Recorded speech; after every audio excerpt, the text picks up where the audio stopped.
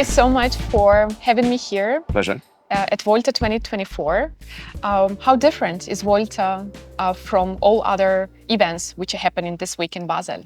Well, VOLTA's about discovery, first and foremost. I think it always has been. It's been the place that you go to find new things that you might not have seen before.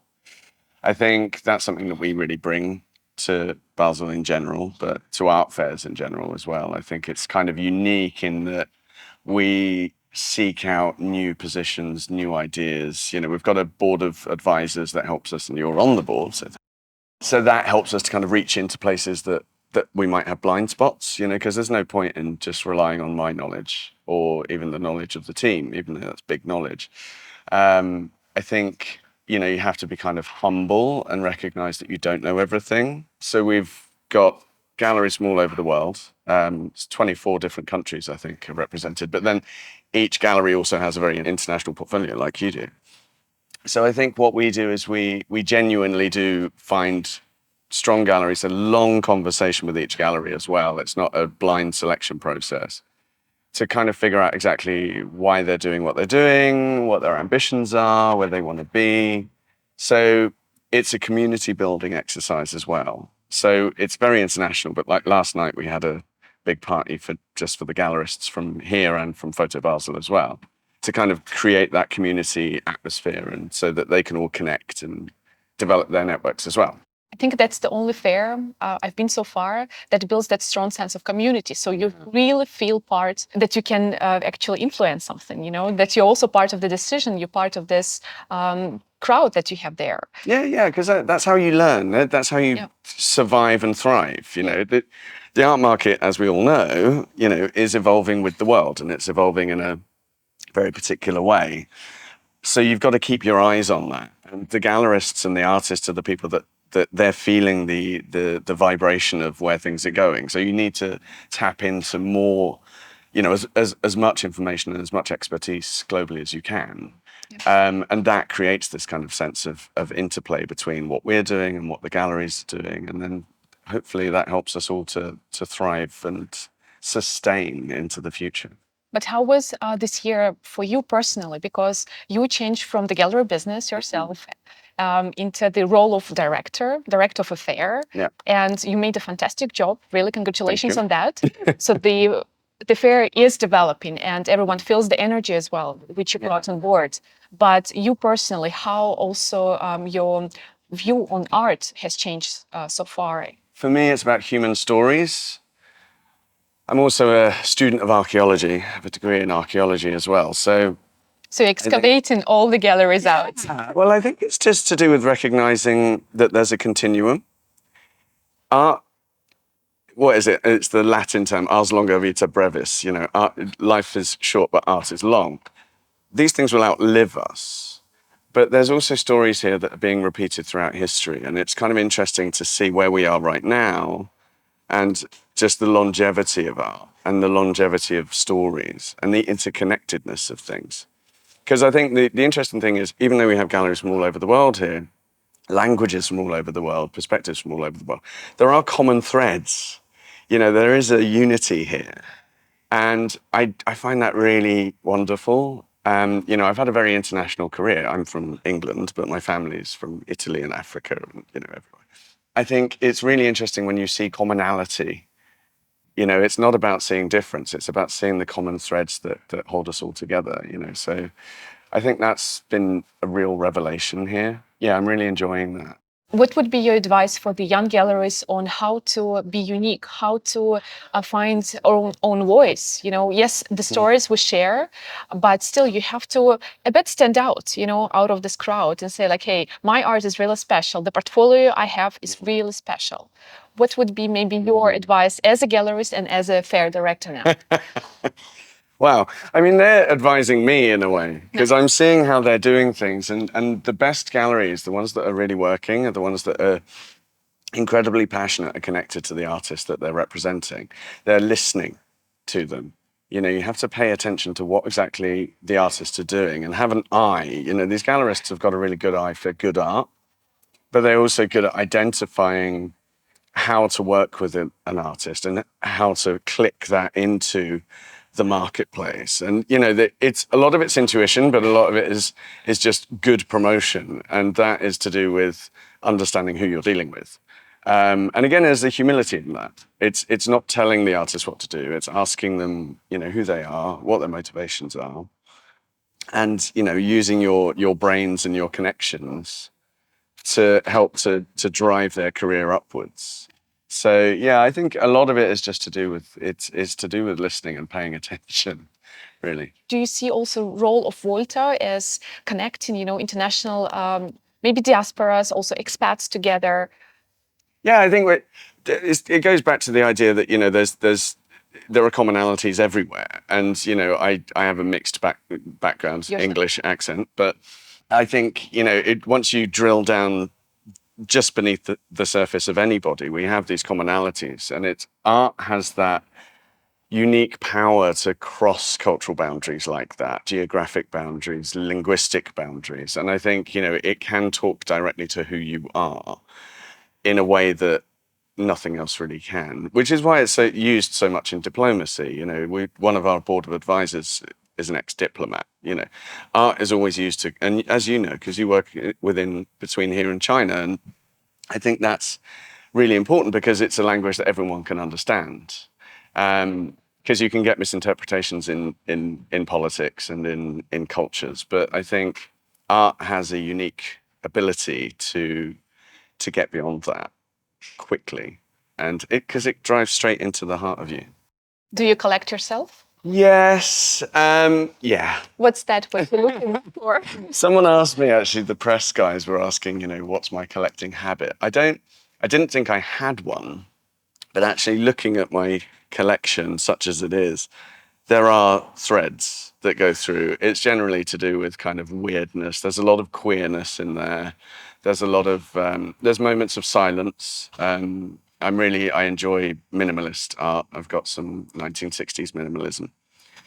But there's also a lot of very young artists in there, kind of slightly risky young artists, but they're just fun things that I've seen, and I've just, some things I've considered and wanted for years. Some have come through long-term relationships that I've developed with artists, some of whom I represented at the galleries, and some who I met through artists that I represented at galleries. So the works that I have are kind of friends, they're old friends. And geographically wise, are they from Africa, Italy, maybe? Everywhere. What is that what you're looking for in art? I don't know. I mean, sometimes it's a moment of kind of silence and quietude. Sometimes it can be a meditation, like a Joseph Albert's that I have is very beautiful. It's a moment of complete silence. But other things, it's just funny. It's cheeky. It's people being anarchic and difficult. I like difficult people, because they're the ones that are going to kind of break the boundaries and break the rules. I like art that messes with you a bit. And, so I've got this, beautiful painting in the bathroom downstairs of this artist with his trousers down around his ankles. And it's just funny, but it's actually really beautiful because it's about being vulnerable and what that means, and exposing yourself and what that means. And I like that artists have this kind of knack of undermining the rules. Because, we all have to get through every day and be sensible and be law-abiding. But artists have this way of kind of messing with everything. And I like that. They're cheeky. Cool. And what would be that ultimate art piece in your collection? Oh, my God. Wow, Caravaggio. Oh, God. I really don't know. I mean, I know it when I see it. Promise me to hold me. I will. Lee, thank you so much Pleasure. for this talk. Thank you. And have a successful fair. Lovely.